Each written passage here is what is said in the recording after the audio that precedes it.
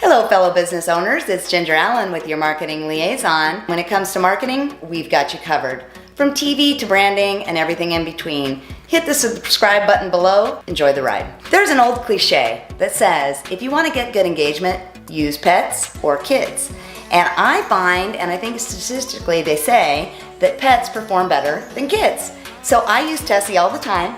We post on IG and Facebook, don't we? And she's kind of camera shy, but people love her, so use your pets. An example of a Facebook or social media page that gets great engagement is my sister's grooming shop, Angelic Pet Services, located in Texas. She gets tremendous engagement on her page.